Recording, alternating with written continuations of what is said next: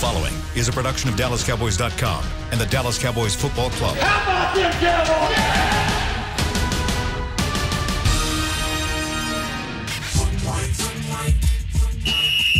Let's go, baby! Are you ready for a break? Yes. Are you ready for a break? Absolutely. Ready for a break? Yeah, and so much for that. It's time for The Break on DallasCowboys.com. We were on the break! With Nick Eatman, David Hellman, Ambar Garcia, and Derek Eagleton. It is Thursday, December 31st, 2020, Season 16, episode number 90. We're finished the season on the Tank Lawrence episode.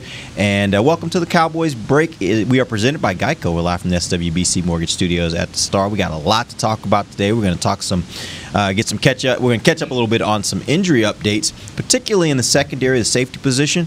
We'll have Bucky Brooks joining us here in a second. He's going to talk to us about the New York Giant defense versus the Cowboys offense. We'll talk a little bit more about that matchup later in the show. And at some point in the show, we're going to talk a little bit about New Year's resolutions, and each of these guys are going to give us some New Year's resolutions that they would make if they were players or executives or just the Cowboys team or coaches. What kind of resolutions would they be making about this Dallas Cowboys team going into 2021? We'll get to that in the final segment. Let's start first. Dave, give me an update here on the injuries. I looked at the injury report yesterday and couldn't help but notice the number of safeties that are on that injury report. Doesn't look great, but tell me what's going on with the safeties. Yeah, that run of good health in the secondary lasted about 2 weeks. Darian Thompson was concussed against Philly, so he didn't participate. That's obviously a unique case-by-case thing. Donovan Wilson has an illness. You typically think that's probably not something that's going to cause you to miss a game. Xavier Woods limited with a rib injury, but Mike McCarthy said this morning that he was flying around out there, so that seems like a good sign. And then he's not a safety, but Cheeto popped up with a hamstring groin situation that had him limited. So it's a lot of and Reggie Robinson is also still dealing with a knee. So that's a lot of DBs that might not be available Sunday. Nick, what are their options here? Let's assume let's go down the list and just say, okay, if they had one of these safeties, what are their options if they only have one? What are their options if they have none? What are their options if they have two? Like what are their options based upon the number of guys that are out versus in at safety? Yeah, I'm trying to think. Honestly, I should know the team better, but Steven Parker is back now. Well, he is back. Yes, he's back. Yeah, he can be on the team. I mean, they have opened up the window. He can be back. Reggie Robinson is the safety. He said that maybe you have to. I mean, he's been doing it all year long, so I mean, he's got to play. I'm trying to think if there's somebody else. I can't think of anybody else that's on the. I mean, there might be some practice squad guys, but you might have to move some corners around. Yeah, maybe Cheeto. Okay, well, let me. Oh, Jordan Lewis played safety last week, so he might be a guy that has to play safety for you. A hard-hitting George. I mean, I get the point in terms of like needing bodies, and you're gonna want extra guys, but I think Donovan and Xavier are gonna play in this game. I feel okay saying that. Okay, Amber, let me ask you this: how susceptible do you think the Cowboys are if they don't have these guys in the game? This is a game with New York where they're not really known. They haven't really been the kind of team that offensively has been killing teams, but they do have some players, particularly some of their wide receivers, that can get open. How much do you think this hurts the Cowboys? I think it can definitely hurt them because one of the things that I've liked that the Cowboys have been able to do with their defense is some of the ways that they've utilized some of their secondary guys as far as creating pressure up front, rather than being all the way back there. So I like when they do that. And of course, in a game that you're already limited with guys, you can't really do that because you need them to be back there covering that area of the field. So I think that's an area that it might hurt them. But we'll see. And I was laughing inside me because as Nick and Dave were over here trying to name guys, I'm like going back to the beginning of the season when we were already talking about safety, and then the Cowboys talking about, okay, well, we have some guys that can change positions, and move around and flexible in that area. And then you mentioned Cheeto already kind of struggling with something there. And then I thought of Trevon Diggs. I'm like, okay, you're definitely not going to move him to safety, but he's another guy that was mentioned in the past. So it's going to be an interesting game to see what exactly happens and what happens if they actually make it into the playoffs. One of the biggest concerns is injuries all over the roster. So we'll see what happens, but hopefully some of these guys can play a little banged up and still make it happen. There was some good news on the injury front, Dave. What are we knowing about Ezekiel Elliott and his injury? He ain't even on the report. That's what I'm talking about. They didn't even list him. That's how healthy Zeke is. So I guess that week off really did some wonders. I mean, yeah, he's not even listed. He's good to go. He's going to play. It's great. Yep. And are there any other injuries? I guess at this point, it sounds like that from the rest of the injury report, it looked like it's pretty clean from there. Yeah, I mean, as clean as it could be at this point in the year. I mean, not if, obviously you don't look at the injured reserve. That's not very clean. But yeah, for the guys that could play and be out there, I mean, it's about as good as you could hope for. Yep. All right, here's what we're going to do. We're going to take a very, very early break. But I want to take the break so that we can get to Bucky Brooks, who will be in the second segment. He'll be joining us as soon as we come back. We're going to talk about this New York Giant defense, which I think is the better part of this team against the Cowboys offense. We'll do that when we come right back. This is DallasCowboys.com radio. There's nothing as unique as our eyes, which is why Essilor pioneers ways to make lenses as unique as you. Verilux for super sharp vision, Essential Blue for protection, and Crizal for freedom from glare. 3 cutting-edge solutions in a single unique lens. So whatever your needs, insist on Essilor. Visit your local Essilor experts and find the perfect lens for you. See more, do more, Essilor. Since 1865, Stetson hats are American-made with pride right here in Texas. And Stetson is proud to be on the field with America's team. Want to show your Texas and team pride too? You can.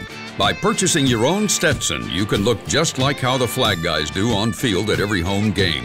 Stetson hats, the official crown of all self-respecting Cowboys, and your favorite football team. Get yours today at shop.dallascowboys.com or at stetson.com. I'm Jay Novacek, former tight end for the Dallas Cowboys. Back in the day, I was the guy who always got the tough yards, and that's why I run with John Deere today. In fact, I have a John Deere 3025E tractor that can handle any yard work I need to do, even the tough yards way out back. So if you have 1 acre or 1,000, John Deere has the equipment that's just right for you. Visit a John Deere dealer today and run with us. We are the official tractor provider of your Dallas Cowboys. Dear, it's 1908. Don't you think we should get electricity? And stop using candles to see at night. It's just electricity lights up the room fast. It's more reliable than candles blowing out, and people seem to love it nationwide. Well, candles are...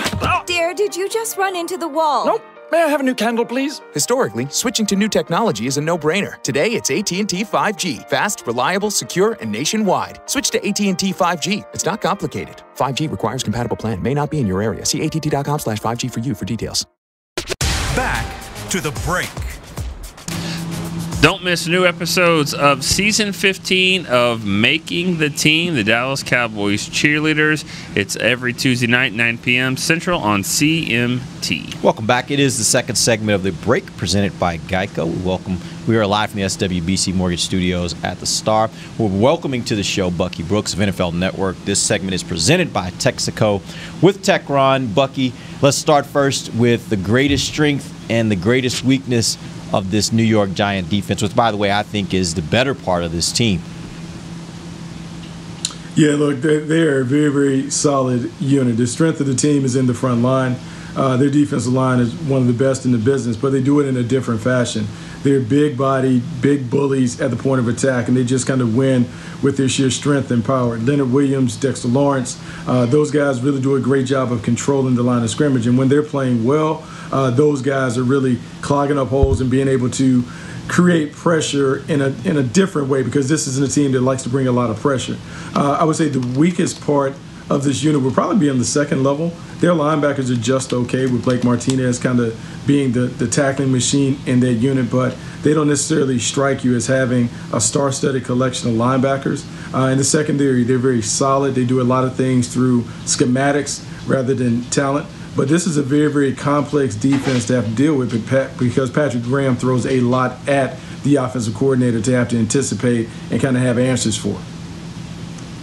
Bucky, the thing that's currently on my mind right now is weather. The past 2 weeks, the Cowboys have been comfortable at home, playing at home, and it just now started getting cold here in Dallas and rainy. And my sources over here on the show who have been at the facility this week have said that the Cowboys haven't actually practiced outside this week so far. So you, as someone who has played the game and all that, what are you concerned at all as to, I know that some people don't necessarily see weather as a big deal, but this change here with the Cowboys not practicing in that kind of environment for several weeks, I mean, is that going to be a problem for them? It only depends on if it's wet and if it's messy. If it happens to snow, if it rains the day of the game, that can change it. But I would like to think that from a preparation standpoint that maybe Mike McCarthy has had those guys work with wet footballs to get used to handling the ball, and because that's where it really becomes an issue. Can you handle the ball when it's wet? Whether you're wearing gloves, do you have sleeves on, how do you tuck it away? Those are the things that you want to know. And so when I think about this game, as it gets wet and as it gets cold, you typically want to lean into the running game a little more. And so just given Zeke's issues fumbling, you just want to make sure that he is comfortable going into the game because he has to know that the Giants are going to attack the ball. And does he have the right equipment? Does he have the right mindset in terms of protecting the ball where he still can be an aggressive runner? But that makes me change my question a little bit. I'm going to piggyback on that, Bucky. What's your experience on that? Do you feel like it's more important to practice the way you might have to play in conditions like that, or more important to get a good, clean, crisp indoors practice, get your hour and a half or whatever, and do it right, as opposed to dealing with wind and all that stuff, even though that might be what you have to play with? It depends on the maturity of the team. If I have a team that is mature enough to handle it, like I have some veterans and guys who have played in a number of games, then I think it's unnecessary. Having been in Green Bay a little bit before Mike McCarthy was there, like in Green Bay, we never really practiced outside. We practiced inside because we wanted the quality of the work to be the main focus, not necessarily, let's tough it out in the conditions. And so I think he still subscribes to that theory. He wants to make sure that the practice is high quality, the reps are done the right way, and then he can deal with the weather on game day. Hopefully these guys are pros. They kind of understand how to deal with it. I think he's probably put a greater emphasis on making sure the execution is right as opposed to trying to tough it out and show everybody how tough it is to go outside and play in inclement conditions. Okay, let's put the weather aside. Let's assume that it's not going to be insane. And just from a football standpoint, my last memory of the Giants defense is Michael Gallup toasting them on back-to-back plays to set up that game-winning field goal. You said their linebackers are only okay, and I agree with you, but I think we talked about this as well. Like, their secondary is not anything that gets me super excited. Are they better than they were? Is that a place where Andy Dalton can take advantage like he did last week? I think he has to pick and choose the spots. I wouldn't say that they're like a high-end secondary, but what they do is they play really great team defense. And when they're on their game, they're locked in. They don't give up easy plays. They make you drive the length of the field. And actually, I think this is a game where if Andy Dalton does what he's done recently, which is really play quick game, control, possession football, I think they'll be fine. It's just about getting the ball to the playmakers. And looking at the stats coming into this game, Next Gen Stats says that since week 11, Andy Dalton has been killing it with the quick game. Amari Cooper has been torching people with slants. And then Michael Gallup winning backside on one-on-one isolation routes. If they just do what they do, they're going to be fine. This is a game where they just don't need to turn it over. They don't turn it over, they win. New York Giants are 10th in points allowed, top 10. Ironically, the Giants allowed the most points they've allowed in a game this season to Dallas in their Week 5 matchup. That was 37 points. Now, one of those was a defensive touchdown by Anthony Brown on a fumble return. What did Dallas do that gave New York Giants fits, I guess? I don't know if you'd even call it fits, but how were they successful against this Giants defense to the point where they got more points than most teams get? And do you think they can replicate that without having Dak Prescott?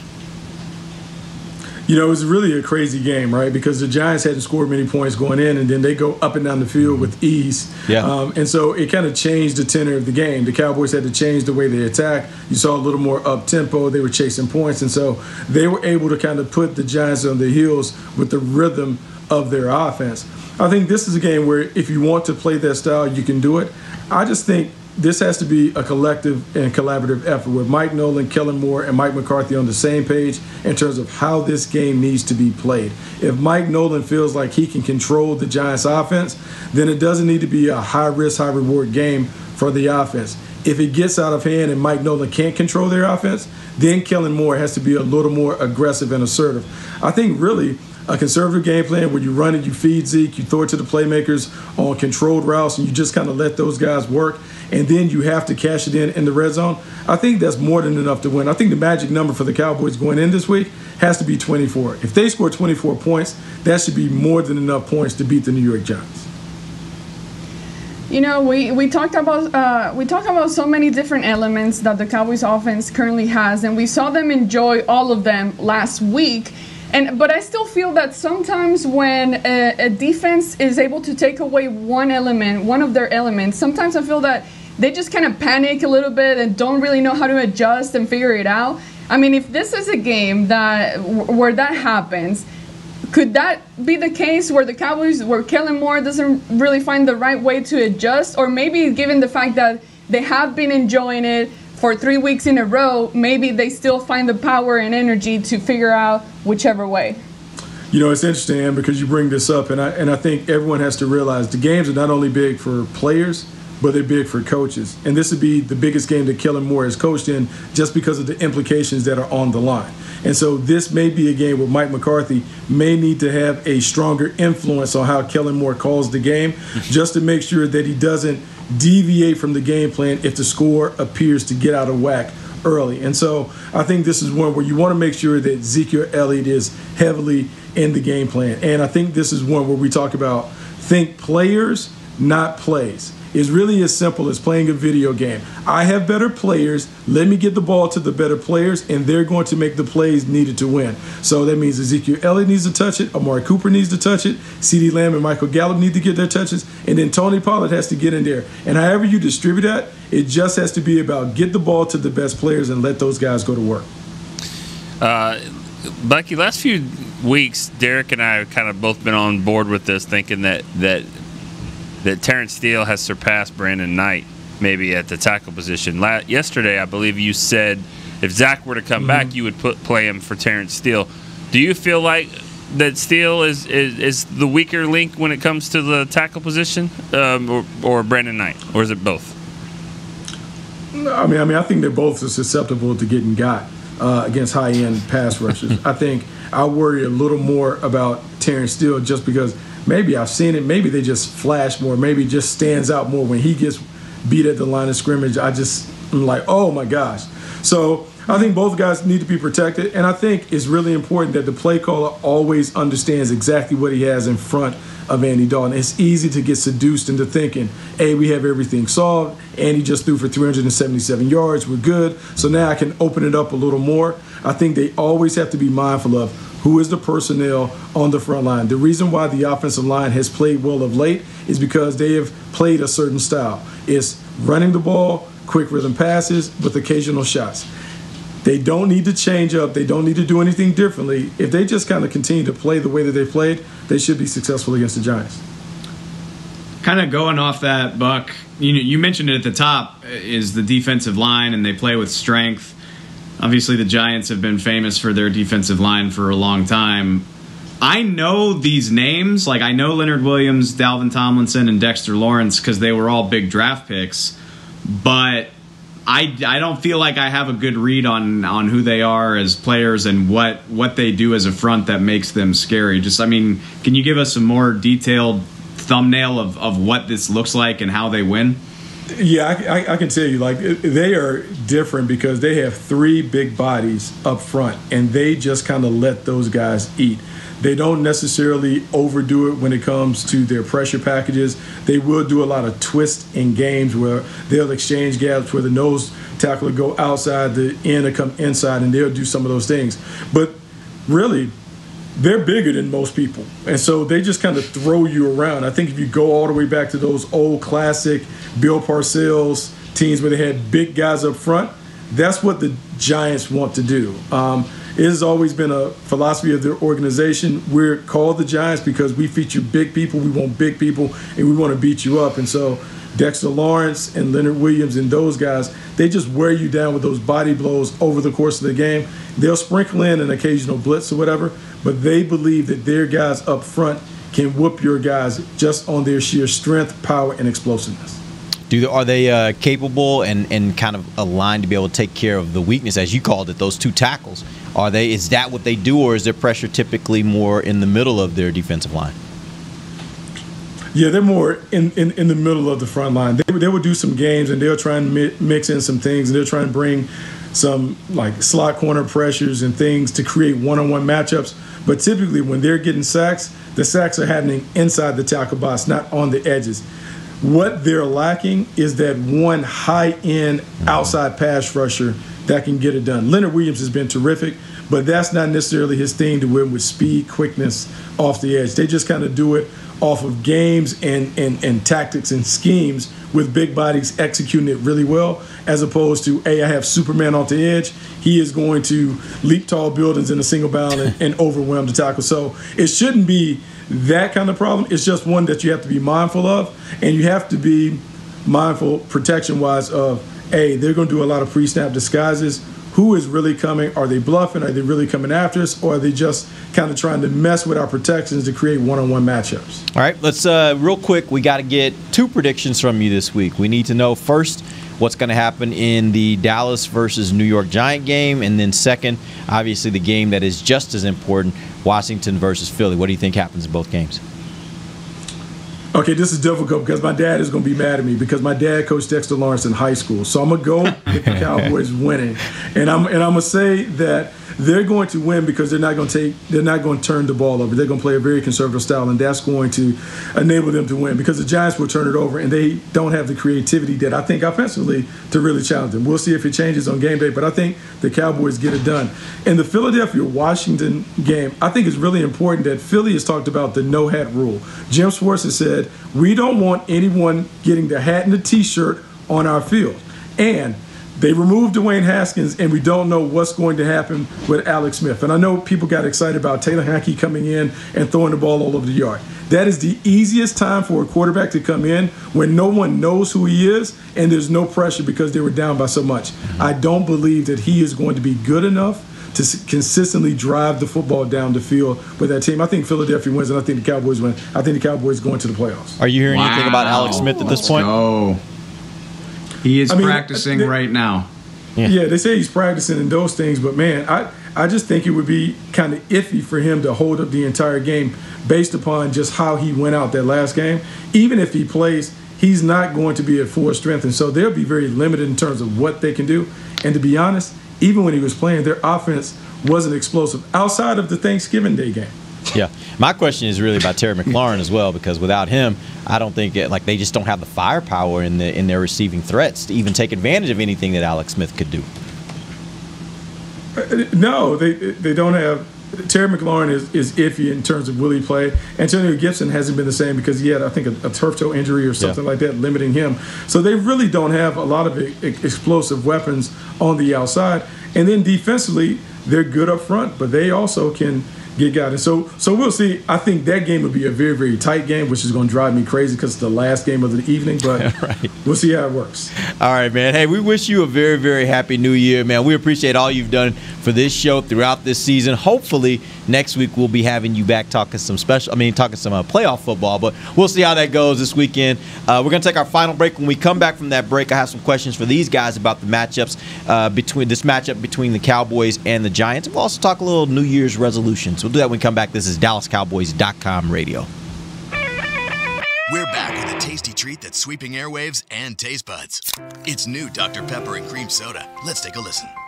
Dr. Pepper and Cream Soda's here. A new combo that's music to my ears, okay. Let's play. Cream Soda and Dr. Pepper time. Pour it in a glass of ice. Music to my ears and mouth. New Dr. Pepper and Cream Soda. A delicious duet. There's nothing as unique as our eyes, which is why Essilor pioneers ways to make lenses as unique as you.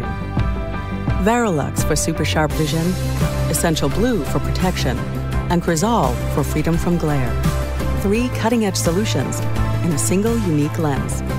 So whatever your needs, insist on Essilor. Visit your local Essilor experts and find the perfect lens for you. See more, do more, Essilor.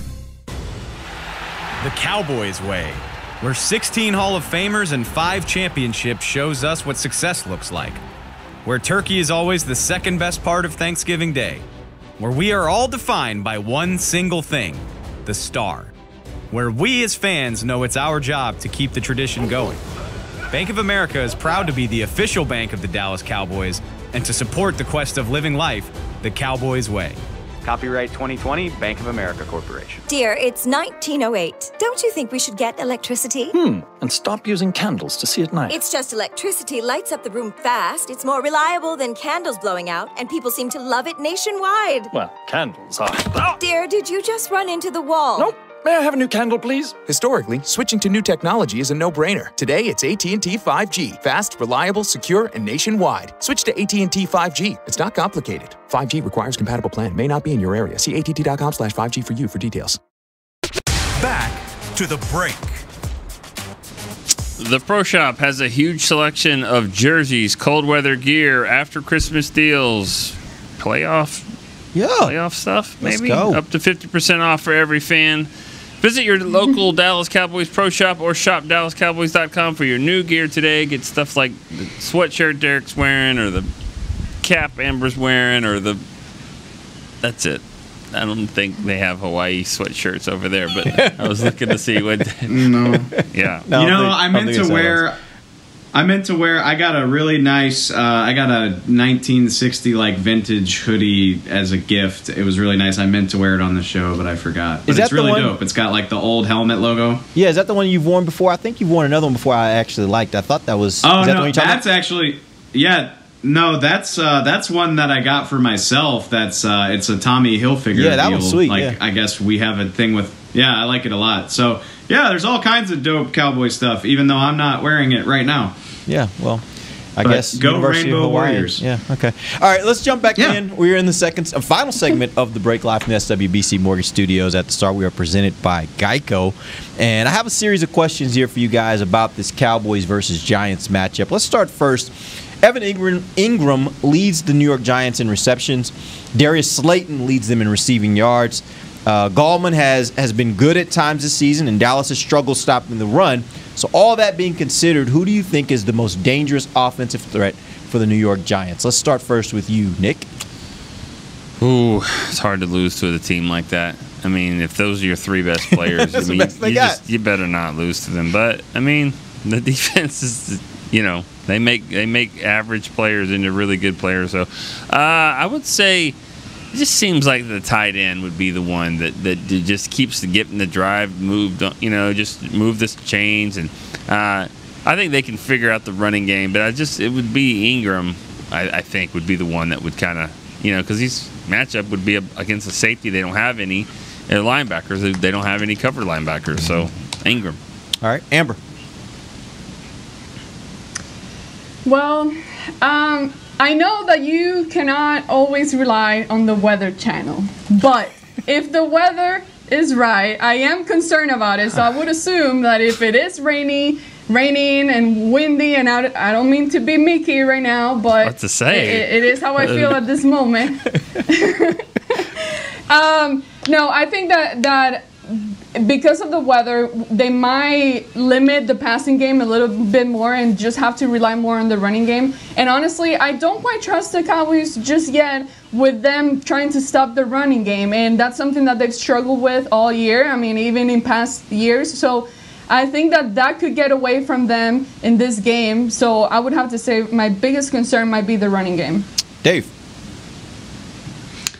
Like 2 or 3 times a year, the Cowboys play a quarterback, and Nick's just like, you can tell me whatever you want. That guy sucks. I don't care. That's just what I think. That's how I feel about Evan Ingram. I'm just like, tight ends typically do well against the Cowboys. Like, he's going to the Pro Bowl for some reason. I don't care. He doesn't scare me. And I looked up his stats before the show. Like, in his years in New York, he's had like one really great game against the Cowboys, and it was last year, when it was all garbage time because the Cowboys were up big anyway in the season opener. Like, he doesn't have this crazy history of hurting them. So maybe it's famous last words. I'm not impressed by Evan Ingram. Darius Slayton, I do think he's a pretty damn good player, though. And this team has had problems in coverage over the season, and not thrilled to see that Cheeto's got another hamstring groin situation going on. So I won't be surprised if he hits them outside for some big gains. You're right, Dave. And the quarterback this year that I thought about that, they beat the Cowboys like 25-3. It was Kyle Allen. So yeah, and I've thought that you never before. Know. Yeah. Oh, I can't wait. I can't wait for our group text on Sunday if Evan Ingram has like 8 catches for 120 yards or something. That'll be great. Yeah. You were talking about Evan Ingram making the Pro Bowl, and after the game the other day, I was talking with Dalton Schultz, and the interview was over, and I asked him a little bit about the Pro Bowl. Should have seen the look he gave me when I said about Evan Ingram making the Pro Bowl. He was just. Was it salty like? Very salty. I mean, yes. I like it. He was just kind of like he had this like double. He has take. not had a good season. He was like, what? Yeah. And then we both kind of agreed that the guy from Green Bay probably should have made it. He's only got 10 or 11 touchdowns. Yeah. But he didn't really think that Evan Ingram should make the Pro Bowl over him. Yeah, I'm trying to look up his stats. I was literally trying to do that right now, it's like very he has close like to Schultz. a little like 100 more yards than Schultz, I want to say. And he's got like one. Not only that, I think one touchdown. No. Schultz has more touchdowns. Yeah. Yeah. Hawkinson has good numbers for the Lions. The dude doesn't catch well. He's got 61 catches on 105 targets. That doesn't seem very good to me. And when I'm trying, I rack my brain to think of his biggest play. It was a drop against the Eagles that would have let them clinch that game. Yeah, that was huge. So if you have him in fantasy, no, I did. You're not. Me too. You're not putting him in the Pro Bowl. No. I mean, he's not. And this is this was the year to sneak into the Pro Bowl for tight end because Kittle will probably be there every year. NFC, Ertz, I don't know what. I guess is he done? Maybe Ertz. He has not been the same the last couple of years, actually. Yeah, but Jarwin. I mean, he'll make it every year once he gets back. Maybe I don't know. I don't know. Schultz will be split. Hell yeah, he will. Isn't that a lot with name recognition type of stuff? I mean, if you ask tight end position, just anyone, and not to be rude with Dalton Schultz, because I think he has done a really nice job this year, especially me, who was trying to cut him earlier this year. But at the end of the day, I mean, you asked about the tight end position just around the league. I mean, Dalton Schultz is not a name that's going to be popping in anyone's head, is it? No. So No, it's not. I think that's just more name recognition. That's part of it, but I mean, part of this is also players voting, and I don't know that, it's interesting. I think players might look at it. That might be part of the reason why a guy like Evan Ingram gets in, is because if you're playing them, you pay attention to him because he has athletic ability. It's just not translating on the field for whatever reason into just great production. You said he leads the team in what? Catches? Catches, yeah. I mean, what is Schultz ranked for the Cowboys? Fifth? Fifth, yeah. I mean, there it is right there. Right. I mean, he should be by far the best receiving option you would think with the New York Giants, Evan Ingram. And obviously the production isn't that. Well, they've said it best. I mean, they try. He's not that reliable. He's an athletic dude, though. Yeah, I mean, no doubt. He definitely can. All right. Plays. Next question for you guys is about the Cowboys' defense. Sean Lee and Joe Thomas split reps in place of Leighton Vander Esch in last week's game. Tell me how they performed, and was there a noticeable difference for you from what you would have seen over the last several games when Leighton was there? Let's start first with you, Amber. Man, I think they did a nice job. Joe Thomas has been a pretty solid guy just overall in general, playing at the linebacker position. And I think that Sean Lee, honestly, that was the game where he showed up the most this year. And I know his playing time has been pretty limited, but he has still received a lot of criticism from fans and just saying, man, this guy just simply doesn't have it anymore. Physically, he doesn't have the power, the run, the energy there. But I think this was a game that he showed up once again, showing what he can do and that he still has that power. So it impressed me, and you guys know by now I'm a big fan of Sean Lee. I absolutely love him. So I will always support him even if he plays bad. So he can do no wrong in my eyes. But no, just in general, I think shake it all you want, Dave. I didn't say He is the best. He is the best. No, but I thought that overall they did pretty nice. And honestly, it wasn't a game that I was like, man, they really miss Leighton. It wasn't, and I think they handled it pretty well. Dave. I just want to. I'm not shaking my head because I dislike Sean Lee. I love Sean Lee. He's a great guy. Amber's rules for who needs to get cut and who can do no wrong are they're my favorite. He's the only exception. Oh, okay. All right. No, I can't say enough about how good of a job I thought they did, particularly keeping Jalen Hurts from changing that game with his feet. He had 23 rushing yards on the opening drive of the game, and he finished with 58. So do the math on what he was averaging over the other 9 or so series of that game. And some of that's, C.J. Goodwin gets some credit for that as well. We've talked a lot about that this week. But just in general, having the wherewithal to keep that from happening, I think we talked yesterday that maybe Philly went away from the run a little bit earlier than they needed to. So that's probably part of it as well. But I thought they did a really good job, and it gives me some confidence that they can limit what the Giants are going to try to do. Yeah, I thought Sean Lee apparently after they got down 14-3, he kind of got after him there on the sideline and calmed him down. So, I think your linebackers coach is here next year. He's in the building. I don't know if he's the coach that's already there or he's a player or what, but I think he's in the building for sure. I think he just needs to be a coach on the staff whenever he decides to be done playing, because I think that he can. I think he loves football so much that I think he would do a really good job. But I think he's still got some left. I mean, if he's splitting time, I mean, he obviously is not there to do it the entire time. But yeah, they were able to stop Philly from doing what they wanted to do, and they turned them into one-dimensional. All right, let's go ahead and jump. I want to jump because I want to make sure we have time for this question. It is a bigger picture question. It's obviously New Year's Eve. We're getting out of 2020, thank God, heading toward 2021. Let's hope 2021 is a better year. But that all being said, I want you to put yourself in the place of the team as a whole, of a particular player, of a particular coach, maybe of a front office person. If you want to be Jerry Jones, that's fine too. But I want you to take the role of someone in this organization and tell me what your New Year's resolution needs to be in order to advance this team beyond where they are right now. I want to start first with you, Dave. Spend some money. How about that? Are you Jerry? That's the opposite of what I'm. Everybody with the last name Jones who has power over football decisions.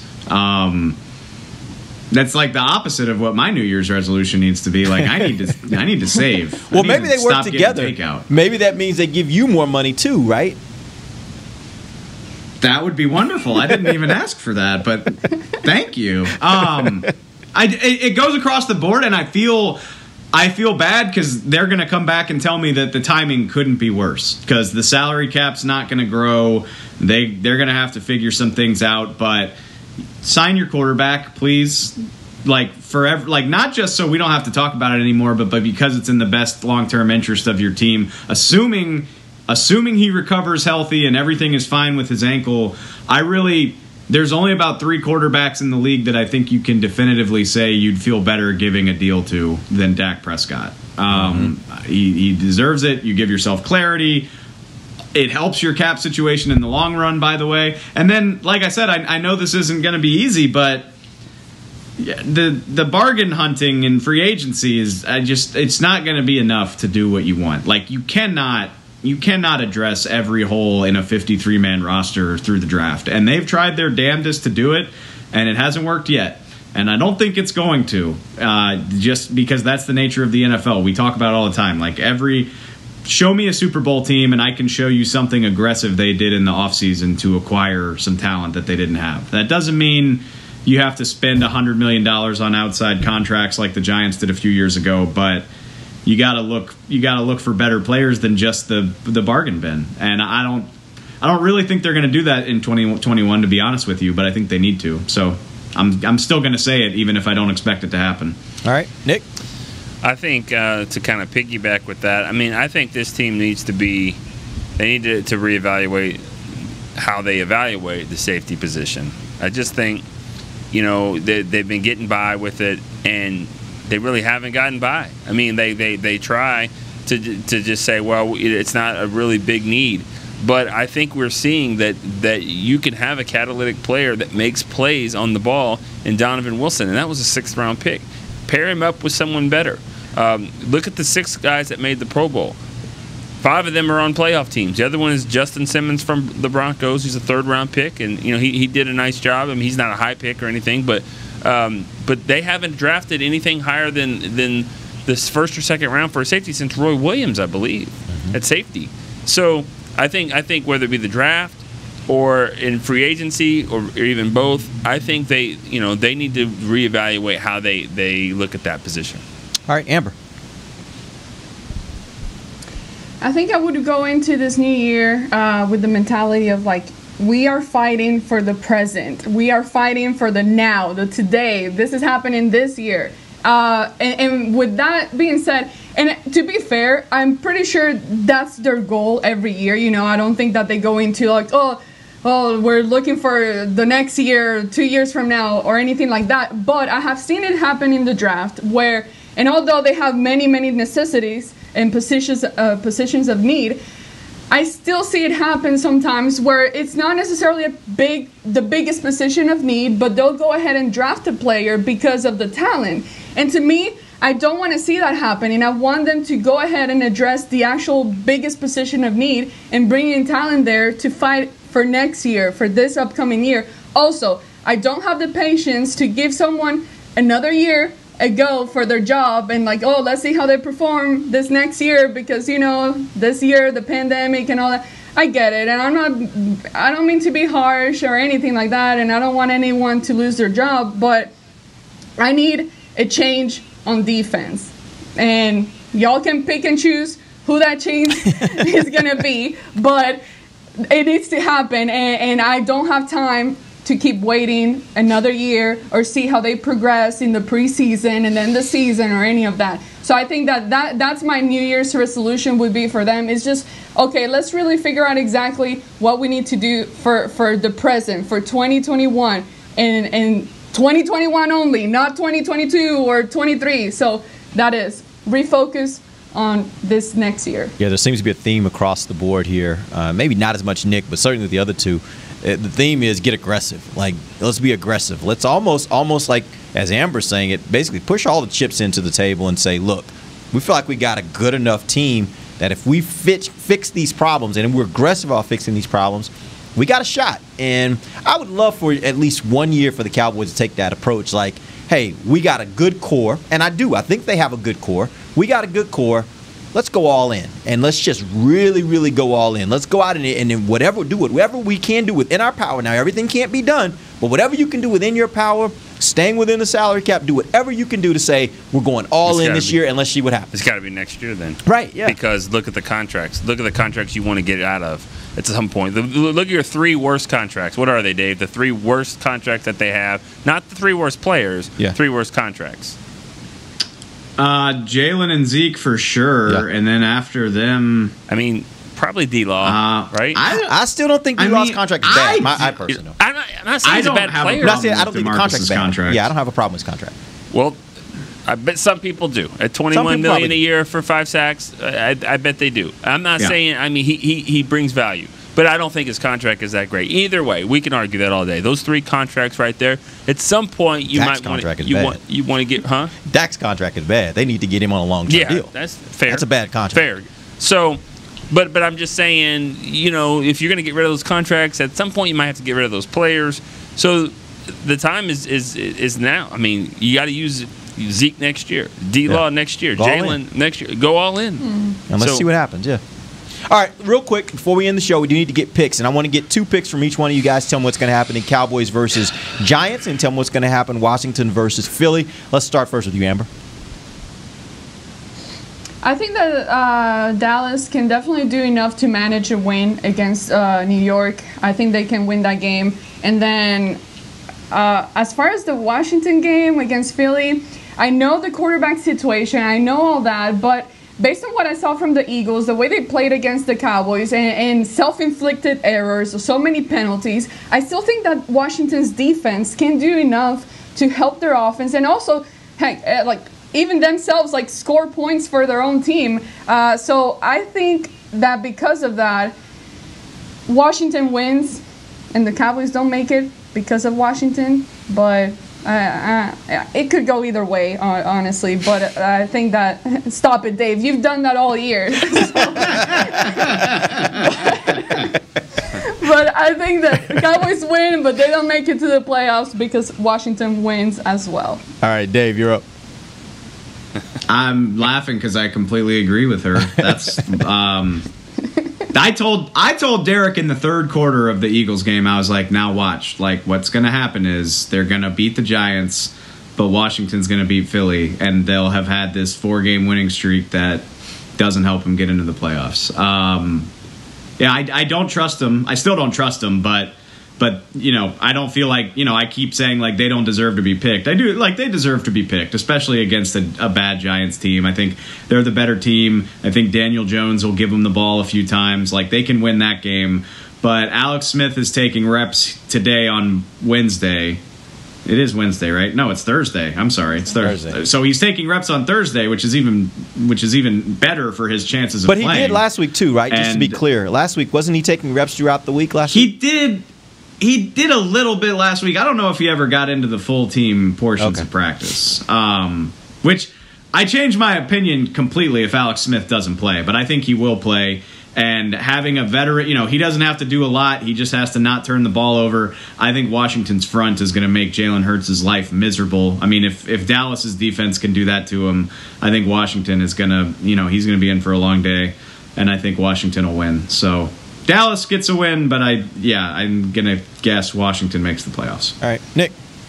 I see the Cowboys being in control the whole game against the Giants, but it won't be. It'll be just their type of season to keep them in it. I think they win though, 21-17, but it'll be one of those late touchdowns by the Giants. You got to recover an onside kick. I mean, whatever. But I think they'll win. I think we'll get on the plane. And then we'll be a scramble mode as soon as we land. Everybody, be like, "What's the score? What's the score?" And I think the Eagles will win. I don't think Washington's very good. I look at their defensive line; they're great, but they struggle. The only time they struggle is when they have athletic quarterbacks that they face.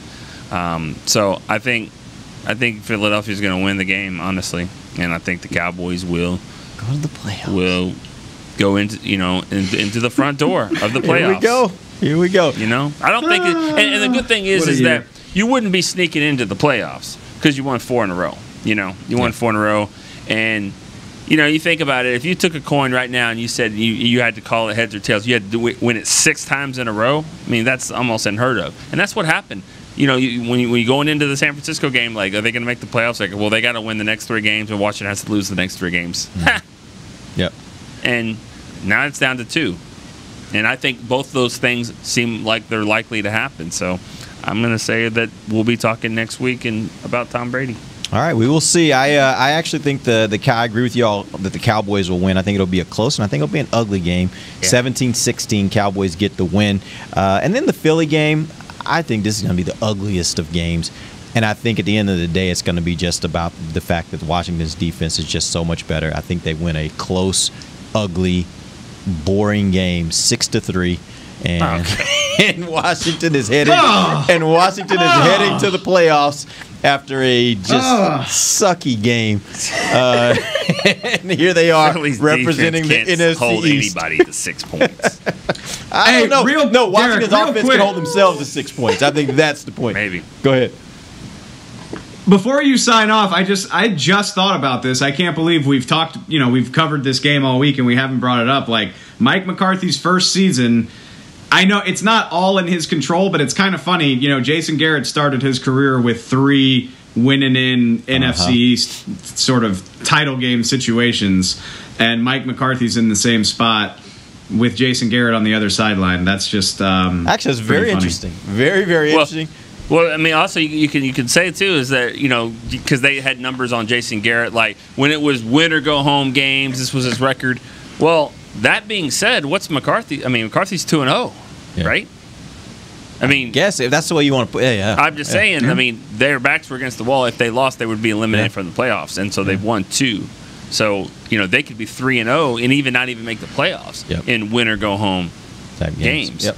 So. All right, we appreciate you guys joining us, man. We hope you guys have a very safe and happy New Year. We'll be back on Monday. We'll let you know what went right and wrong for the Cowboys this weekend. Till then, for Nick Eatman, Dave Hellman, Amber Garcia, I am Derek Eagleton. This has been The Break, live on DallasCowboys.com radio. This has been a production of DallasCowboys.com and the Dallas Cowboys Football Club. How about this, Cowboys? Yeah!